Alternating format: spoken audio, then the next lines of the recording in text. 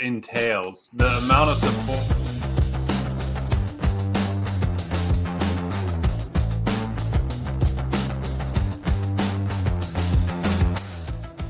Hey everyone, how you doing? This is Amon Green, Green Bay Packers all-time leading rusher, and you're watching Packers Total Access Live, your daily source for Packer content.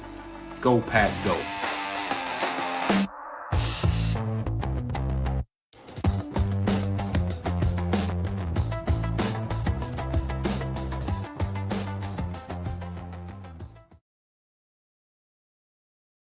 What's up, guys? Welcome into Packers Total Access. My name is Clayton. You can check us out on packernet.com. Find me on Twitter at Packers_access. Joined alongside Tim in Green Bay, looking clean with the button up over there. My man looking fresh. We got Emilio in Tennessee. I'm just glad he's got a shirt on. We got Jacob in Wisconsin as well, doing what Jacob does, which is obviously take the chat off the rails. Everybody's excited about Brenton Cox Jr. being back. And Jacob, please, sir, be very careful with putting the comments on the stream tonight. All right. It's so hard not to, though. It's so hard not to. Of course you would say that, right? So anyway, we're going to talk tonight. Packers, Bears, obviously it's on the eve. This is going to be an awesome game to watch tomorrow. We're going to learn a lot more about this Packers team. And I think a lot more about the Bears too. It's going to be exciting because both teams have a lot of injuries, right? Packers are pretty banged up. We just lost arguably our best player on the roster in Micah Parsons. We've got, 33 people listed as questionable, it seems like, right? And, of course, the Bears just lost their top two wide receivers. They are declared out in Rome Odunze and Luther Burden. So what we're going to do, guys, we're going to break this down into two segments tonight. We're going to go about 20 minutes talking Packers offense against Chicago's defense. We want the chat to be involved, all right, as heavily as possible. Want to get your all's take. Again, first part, Packers offense against the Bears defense, and then in the last 20 minutes of the show, we'll go Packers defense and how they match up against the Chicago Bears offense. Before we do, if you guys would do that YouTube stuff for us, hit like, hit subscribe. If this is your first time tuning into PTA, welcome. Thank you for making us a part of your evening. We're not experts. We're not insiders. We're not media members. We're fans just like you talking Packers on a daily basis. So if you're looking for that type of content, make sure you hit that like button, click subscribe, and click the bell icon so you're notified whenever we do these streams here in the near future. Gents, how are we feeling about this game? Let's just get initial thoughts on the game, and then we'll jump right into Packers offense. I don't care who goes first. How are we feeling about this matchup against the Bears tomorrow? I'm feeling great. The whole NFL world thinks that, oh, man, we're in trouble. We're going into Chicago. We're going to lose. We've got all these injuries. We're going to put belt to ass in about 24 hours on the nose, and I'm looking forward to it. How do you guys feel? Belt to ass. BTA. Know what I'm saying? How do you think, Emilio? Yeah, I think the Bears better. Get ready to go. Because, we got I like our chances. I really do. This team's a fighter. I think you're going to get a lot out of them. Back against the wall sort of thing. But it's not like they're not in great position. Like, we forget that they're, 80%, 90% chance of getting into the playoffs. Like, the season isn't over because you lost one. You lost a lot before. It's just moving forward from that. And was it August 27th was the day that we, before then we were already planning on having this defense. So I'm ready to see it. Definitely. Yeah, Yes, I think that's a good point, Emilio. I was listening to a presser where they were talking to Hafley from a couple days ago, talking like, when you had to first prepare for the last basically 8 months, you didn't know you were going to have a Micah Parsons on this team.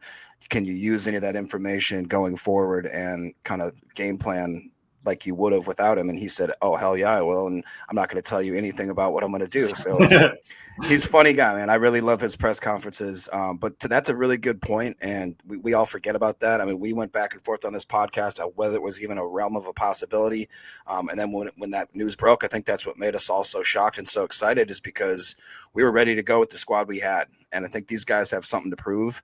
I think that they're sick, honestly, in the best way possible from, I'm sure they're friends with Micah and obviously they're teammates and they respect the hell out of him. They want to go out there and plant their own flag and say, this is our team. We can still do this. We don't need one man to help save us. So I think it's all very well said. And again, these guys have every reason to go out there and want to dominate, right? Because all of a sudden, nobody's giving them a chance, just like you guys were saying, right? It's now, okay, what are you going to do without Micah? Now, I don't know what we did last year where we finished 5th in scoring. I'm in a private chat, like another chat, and I was so surprised with Packer fans. There's a bunch of people in there. Packer fans talking about, man, I hope we ain't bad like we were last year on defense. I'm like, are we even Did we watch the same team last year? Does anybody even read the banner at the bottom? I mean, like, we still have a tattoo that's got to go down because the defense played so well. You know what I'm saying? It's a great point, Emilio. Joe Pack Joe in the chat says, y'all don't get mad, but I don't know if I care if we win or not. Hear me out. We rest people, right, this week because we got a bunch of injuries, right? Make sure we don't play anybody out there at 80% and lose them for the rest of the year. The Bears win this game. They're on top of the world. They lose to the 49ers and the Lions. We win to the Ravens and the Vikings, and we take the North anyways. How awesome would that be? So I think that's a great point there. Any thoughts on that, gents? Yeah, that's fair. But that being said, belt to ass tomorrow night in Chicago. Let's go. All right. Jacob? Yeah, no, I agree with that. Classroom, sir? No, Emilio's basically passing notes behind the teacher's back here. I mean, I agree with that. Any given Sunday, you're right. It'd be nice maybe to look at that playoff simulator type thing if we have time and just see how it could work out in certain situations. But if we can't do that, that's fine. But like, I mean, it is crazy to think about how these last couple of weeks have completely shifted. I don't know about you guys, but I thought that game last night was absolutely incredible to watch. It seems as you get longer, deeper into the season, these games just come down to the wire. Some great refereeing as well. Who knows? Who knows? Oh, boy, it's bad. I reckon Matthew Stafford's wife hit the Twitter and hit the podcast airwaves, I guess, talking about how bad the officials were. So that's going to be an interesting conversation for the next week. Packer Doug in the chat. To Clay's point earlier in the day and to Joe's post above, do you play a guy at 85 to 90% and risk re-injury for this W, or do you give extra rest and ball out for the last regular season games? My issue is, if a guy's going out there at 85 or 90%, is your backup better than them, right? That's one of the issues. And then to what Doug's saying, I made my opinion pretty well known earlier today. This game doesn't mean crap to me. I thought I said a real bad word. It doesn't mean anything to me. Because, again, the goal is to win a Lombardi. What gives you the best chance to win a Lombardi? To be as healthy as possible going into the playoffs. Now, if guys are 100%, you put them out there. I'm not saying you sit starters going, this game doesn't matter. But if a guy's banged up and you're risking further injuring them even worse, and now you're going to go into the playoffs limping around with, 75% of your roster, I'm sorry, man. This game is not that important to me if that's going to be the goal. So I don't know if you guys got anything to add to that. That's basically what I was saying earlier today that he's referencing on the show.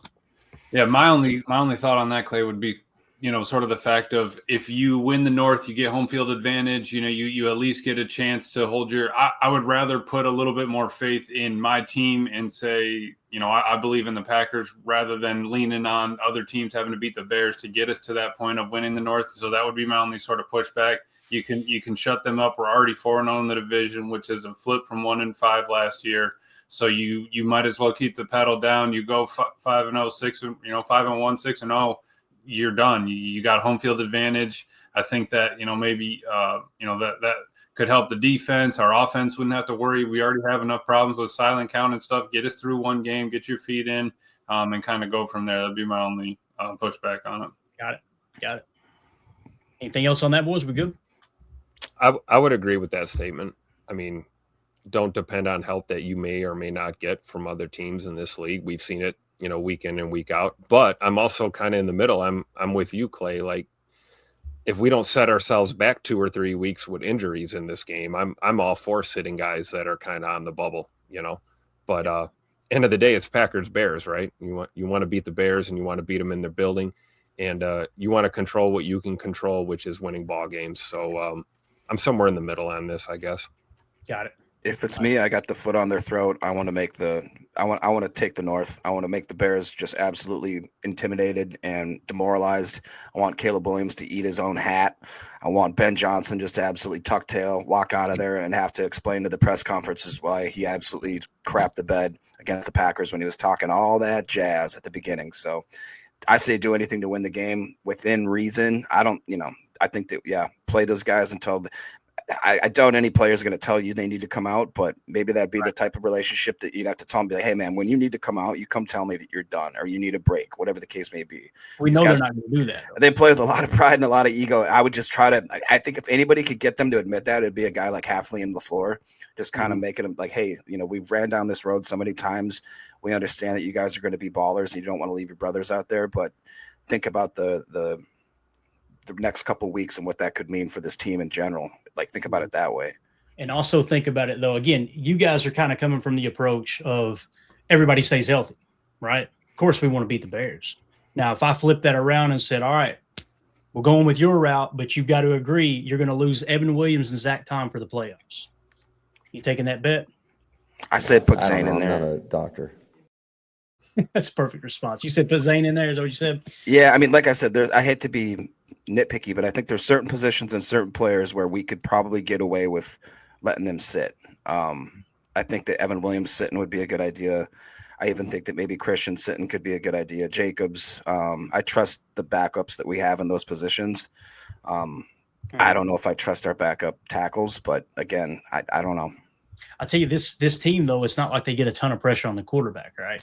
So it does kind of feel like, okay, you could probably go out there with, less of an offense. Now, on defense, they've got one of the on our defensive side of the ball, they've got one of the better offenses in the league. I mean, that's the reality. I was looking through some of the updated numbers there earlier in terms of EPA and things like that. I mean, it's pretty impressive. If we were to go just scoring offense here, I won't put it on the screen. I'll just give you guys points per play. Chicago is currently points per play on offense. That's actually defense. Give me just a second here. Total offense, scoring offense. Points per play. Chicago is currently sitting in the 12th spot, right behind us at 11. So, when you look at it from that standpoint and how their offense really matches up against our defense, the big thing is their running game, right? Well, if DeAndre Swift is banged up and he can't, play the normal amount of snaps that he's going to play and tote the rock the way they need him to, it's going to be Monunga. Will Monunga wear down, and then you get to the third string back and be in a little bit better shape. I'm not as concerned about the offensive line. I would definitely sit Tom. And again, these are the early indicators I got when just combing through all the information, throwing it into an aggregate and saying, all right, man, give me kind of what everybody's saying about these injuries. Watson sounds like he's going to play. It was basically day-to-day we dodged a bullet, right? Zach Tom is 1 to 3 weeks is what they're saying, okay? Yeah. Jaden Reed, good to go. Evan Williams, 1 to 2 weeks. So it seems like Evan Williams is a little less serious than maybe Tom's in that regard. And, of course, Nate Hobbs is back. Josh Jacobs, some people were saying – I said this earlier today – some people were saying he was wearing a brace around the facility and limping all week. And others said, no, it was just a sleeve. But they didn't confirm or deny the limping. So it's like that doesn't sound good there. So for me, if Josh Jacobs is limping around the facility, I'm sorry, I'm going with E-Will and Chris Brooks there. And let's sit him for the week. That's just kind of how I see that. Because their defense, yes, they take the ball away, and Josh Jacobs is important. Don't get me wrong. If you do play him, crucial snaps, crucial downs, maybe get him out there and just try to do what you can. So, yeah. Or do you hold him out and activate Pierre Strong again? And then, maybe Chris Brooks, provides some depth as like, a pseudo tight end in some of these looks in the running game, since we're kind of banged up in the tight end room. Do you think that happens? Because I'm with you. If Josh has to sit out 1 week to be able to be, as close to 100% as he can be, fighting down the stretch against Baltimore and Minnesota as we go into the playoffs, I'm down for it. What are your thoughts? Do you think they activate another back? I think you would. I mean, that's the thing. Last week, didn't they do that, Tim? Didn't they call a guy up? Let me mark that there. Yeah. Didn't they called a guy up? Jr. got called up. But was he inactive on game day, though? He right? was inactive on game day, yeah. They kind of had him ready. You'll probably have that same approach. And to your all's point earlier, it's like, they've got to be honest with the coaches. Josh Jacobs came out and said this week in the locker room, him and Matt LaFleur have been going at it a little bit because Matt LaFleur is trying to be conservative with Josh, and Josh is just refusing to He's always been like that. He's got his foot on the gas all the time. That's the way he plays. That's the way he carries himself. He only missed that one game. I would put more money on Josh playing this weekend than him not. Yeah. And then to Packer Doug's comment here, he says, we're a month away from the playoffs and a bit of a softer schedule with Baltimore and Minnesota. I've heard that our game with Baltimore has zero bearing on Baltimore's chances. They might rest, and Minnesota Super Bowl is toast, I think is what he's saying there. So with Baltimore, the interesting thing there is if Pittsburgh loses to the Lions this week, right, and Baltimore wins, then they're right back in it. Now, if Baltimore loses this week, Pittsburgh wins, I don't think they're going to be statistically, mathematically eliminated yet, but it's going to be obviously everything's got to go their way. So I personally don't see a scenario, and I could be wrong. You guys correct me in the chat if you know. Bates may know this. I don't see a scenario where Baltimore sits their starters against us. I hope I'm wrong there because that would be absolutely awesome. But even those backups that may come in, when you say sit the starters, I mean, they're playing for their career too, right? It's not like they're going to go out there and, okay, well, the season's over, right? So, again, man, for me, it's about the end goal, and that's winning the Lombardi, whatever makes the most sense. Yeah. All right. So what is this? Joe Peck Joe said Jacobs confirmed he's wearing a TENS bracelet for nerve stimulation, and the knee brace helps hasten the recovery. So, like the thing that they wrap it and it gives those shocks and stuff, stimulation. I did that on my ACL after surgery and stuff. But then also sometimes they have like the ice wrap that goes around it too, that just like runs ice cold water through it and circulates it. Yeah. And Bates said, I can't imagine they do talking about Baltimore. They're only one game down from Pitt. Yeah. Their division. So, yeah, there you go. All right, let's talk about the Packers offense against the Bears defense. Let's just go to the PFF preview for a second here and take a quick gander.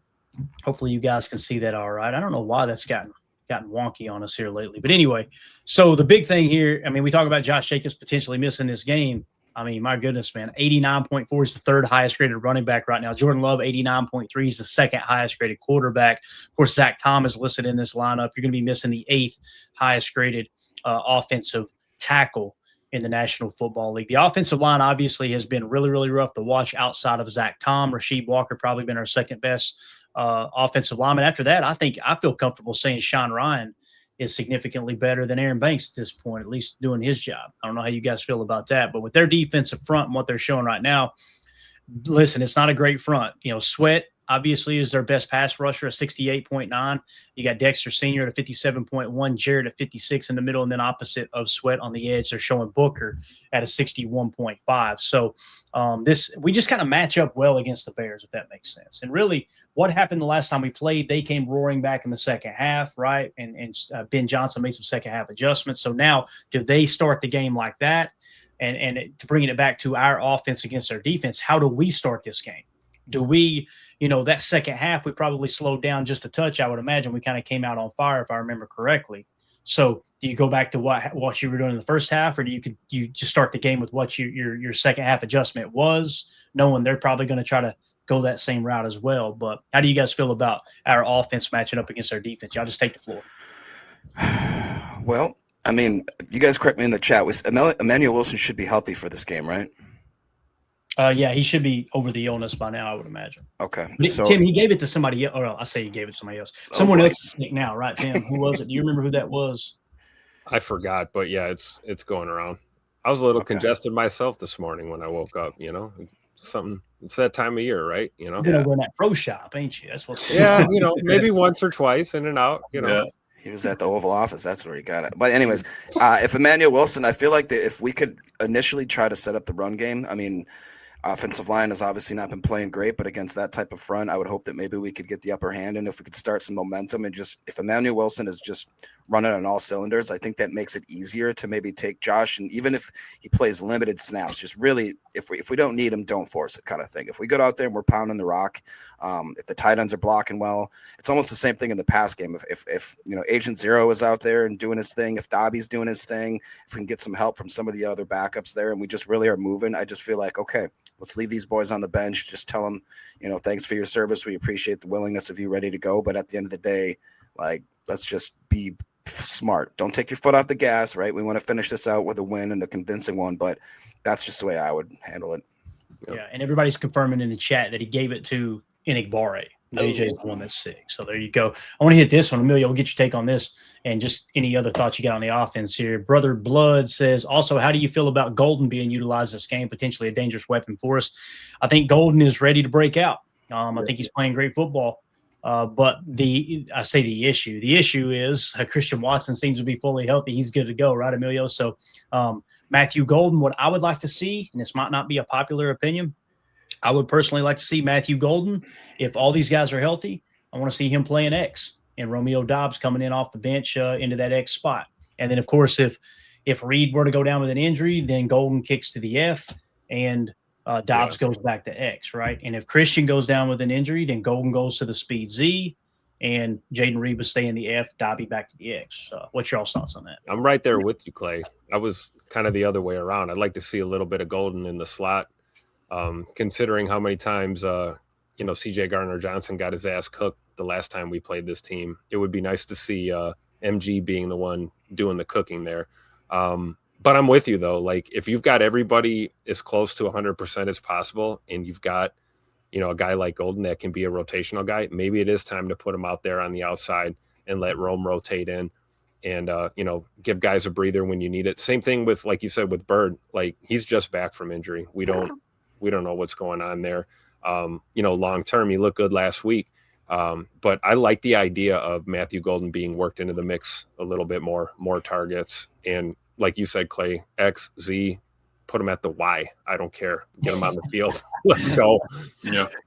No, to those points, that's exactly it. With Coach Lynn, same thing. Dobbs, less reps, please. Dobbs, I want in the red zone. That's fair, Coach. Absolutely. I think you can kind of work out even rep across the board with them. I'm still waiting for Matt to start bringing out some 10 personnel. Like, I feel like we have more skill, a little bit more depth in the wide receiver room than we do in the tight end room, but we're still leaning on 12 and, 11 and once in a while 13 when Wiley was in there, which I love. I love that we're able to use him as the F because he's the move tight end, all that stuff. But I feel like we have more skill at wide receiver. Spread them out, get out of nasty for a little bit. Because one, that would be a tendency change. You're going to catch the Bears maybe off guard a little bit if you get outside the numbers, maybe a wide look here and there. But then you also I'm ready for Jordan Love to spin that thing. Just give him a chance. If Josh Jacobs is down, we don't need to be running him in the ground. Yeah, if he's going off, Matt needs to remember to keep giving him the carries and giving him the looks, but let Jordan spin it. And if you're in 10 personnel, maybe you can get some quicker release routes, some flats, some speed outs, little things that you didn't have in those longer developing, nasty splits and stuff like that. Yeah, Emilio's ready for that big Mike McCarthy. Spread them out. I'm ready, Tim. I've been waiting, baby. Let's go. That would be fun. I'm glad you bring up Wiley, Emilio, because he is out this game, right? So that's you're probably gonna live in 11 personnel, I would imagine. Jacob, will you any thoughts on this one? I like what Michael's Diesel Train says. Golden skill set is peaking right now with their D and having a layered offense. We could see J Love cooking, kind of to Emilio's point.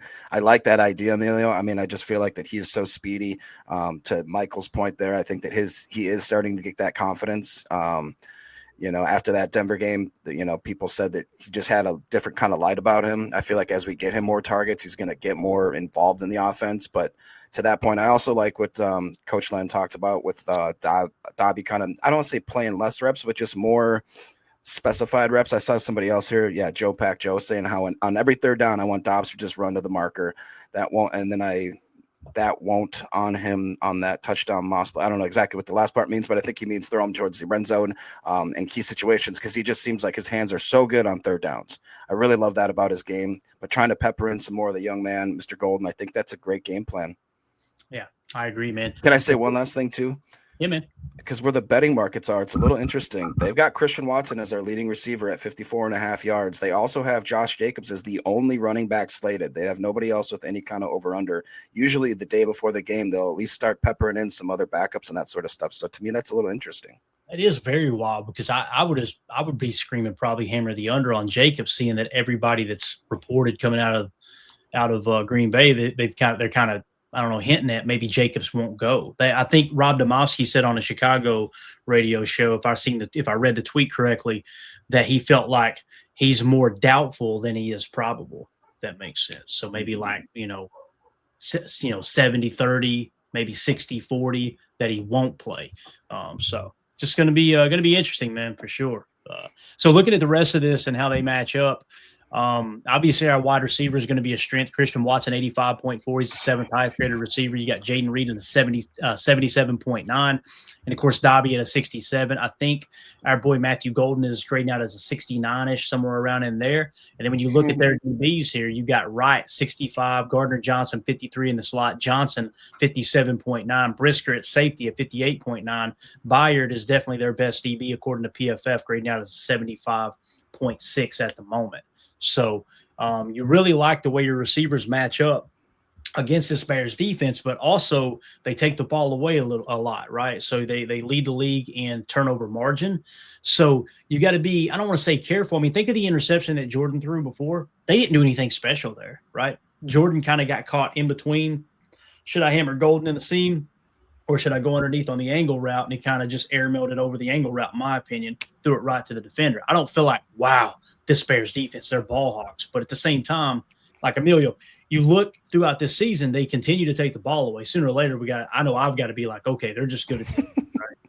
Yeah, no, it's I mean, and because they keep turning it over, the fact that it really hasn't kind of teetered off or anything. They've been staying rather consistent on a hardly consistent basis of interceptions. There's no guarantee you're getting those each game. But yeah, I pulled up Golden's grade. 69.7 is his offensive grade, 70.3 pass grade, 60 run, 51.8 run blocking. It's had 355 snaps so far this year. Not a bad number for a rookie, but I think now that the season's got on further, he knows more of the offense. He's learned more. He's got little things here. He worked on the timing here and there with love and practice. All those things pile up, and it's just about getting everybody ready for the playoffs. All those reps for everybody before this is in preparation for it. So if you can keep, getting them hot, peaking, or trying to climb to the top of the roller coaster, whatever it is, as you're coming into the playoffs, I think you're in good shape with them. Yeah, definitely. Now, again, the strength of their defense, however, is their linebacking core. You've got DeMarco Jackson grading out at 83.8. Here's a guy that's gotten better every year he's been in the league. Minimal snaps the first 2 years. The 5th highest graded linebacker in the league in DeMarco Jackson, former 5th-round pick out of Appy State. Right down the road. Absolutely wild. They said, listen, if football don't work out, we can run moonshine, baby. And then next to him, you got TJ Edwards at a 77.6. Now, keep in mind, Tremont Edmonds, I think he's trending towards playing, I believe. DeAndre Swift, to me, looked like he's really up in the air, but Edmonds, I think, will be good to go. They don't have him listed here. Let's see if we go to the base. Does he pop up? He does not. So PFF should give you the option to add in the players you want to add in to kind of make a mock lineup. I don't know why they don't do that, but yeah. So that was kind of my question on our O-line was, who do you think is going to get the nod at right tackle over Zach Tom this week? I think it's got to be Darian Kennard, right, Tim? Don't you think, man? That's what it kind of feels like to me. Again, he's the one who got the reps. Now, well, I'm glad it's good that you brought that up, Tim, because in practice this week they said that Jordan Morgan was working there, right? So it was Jordan Morgan and Darian Kennard that were kind of competing at right tackle. So it'll probably be one of those two guys, I would imagine, Tim. You're either going to see Kennard or you're going to see they need to work Jordan Morgan in at left guard. The hell with the right side. Telling you, man. I agree. Yeah. The Banks show is just, man, it is – that chalk talk was it was the breaking point for me. I'm just like, my goodness, this dude is on skates every single freaking play. Like, I don't get it. But anything else y'all want to hit with our offense against our defense? Anything at all before we move on? I think the ball needs to come out quick. I understand the Bears front is not the Denver Broncos front, but the way this O-line is banged up and the way, we've had to watch Jay Money getting picked up off the turf play after play, I think there needs to be a point of emphasis on getting the ball out quick in the pass game. And at least having enough of a run presence that you keep that Bears, defense honest up front. But I'd like to see a little bit of, not necessarily tempo, but, an effort to get to that first or second read. If it's there, throw the ball. Because if you stand in the pocket and ball pat with this whole line, we could be in trouble. Yeah. Anything else, boys? We good? Just real quick, I would love to see, because the narrative, I think they're going to be highlighting and absolutely just glazing Mr. Colston Loveland. With all due respect, he's a great, rookie tight end. It'd be great. Wouldn't that be cool if we came in there and Luke Musgrave had like a 4 or 5 catch day for maybe 50, 60 yards and a tut or two? That would absolutely make my day. We've been seeing how the connection with him and Love are just about getting there. I mean, there was the year prior where it seemed like they couldn't buy a catch, and if they did, he couldn't stay on his feet. That's kind of been his MO. And it seems lately they are just about an inch or two away from it just being a perfect ball in stride. I think he would have scored on that one that we did in Chalk Talk earlier yesterday. I'd love to see that narrative flipped. Yeah, it's a great point because and how do we utilize them? We always try to talk specifics on this particular channel. We came out in 12 personnel, strong left, twin right. He was the Y tight end, if I remember correctly. So he's attached. Okay, he's a traditional tight end, and they ran a cross corner concept, right? Both guys cross corners, which they're faking a crossers concept, which is a man beater, and then you put that on tape all year, and then you turn that into 2 corner routes. Musgrave was butt naked in the trailer park. I think they're going to continue to utilize him like that. I agree, Jacob. That would be absolutely awesome if all of a sudden you looked up and everybody goes, damn, Luke Musgrave outplayed Colson Loveland. Now we're going to talk Loveland here in a minute. And let me tell you, boys, he's looking good. He's looking like the real deal. So we'll break that down in a second. But anything else on offense? Are we good? Emilio, you got anything else, bud? You good? Yeah, good. Little 10 personnel, Matt. That's all I'm asking for. You're looking for those 4 wide receiver sets for sure. I'll take a 0-0 too. I don't care. I seen people in the chat talking about it. Was it Joe Pack? Joe said he wants to see more of the 4 wide receiver stuff or whatever. Or I think he mentioned. Here we go. Let's see here. He says, I missed Chalk Talk. Did Clayton cover the 4 receiver split? I don't know if it was all wide receivers or not, but I remember Denver was lost as hell. There was no plays that made Chalk Talk where it was 10 personnel, 4 wide receivers. Now, you did have the Y flexed out, which is what we talked about doing with Musgrave, right? We had the Y at the 1 several times. So that's probably what you're referring to there, Joe. And again, when you spread them out like that, it is. I agree with Emilio. It's a nice little change. Because you're trying to get them to go into dime or a penny package or something. You want them to bring out an extra DB so that they're more worried about the pass. Then maybe it opens up the run a little bit, spread it out. I mean, yeah, if it doesn't work, fine. All right, we gave it a shot, but I think Matt just needs to sprinkle it in here and there. Yeah, I agree with that. Very, very carefully though, right? 0-0. I mean, my goodness, we just talked about five wide. We just talked about this whole line. If we don't have a back there to chip or at least get in the way, I get a little concerned. But to your point, you're not saying this is your approach offensively. You're saying pepper this in here and there, and just to see what you get in the look, Tim. You never I agree. You never know. Yeah. Definitely. All right. So there you go. Packers offense against Chicago's defense. If you guys are watching this video back later, let us know in the comments. How do you feel about that? How do you feel about the Packers matching up against the Chicago Bears defense? Obviously played them 2 weeks ago. We want to hear from you in the comments. Make sure you hit like, subscribe, click the bell icon so you're notified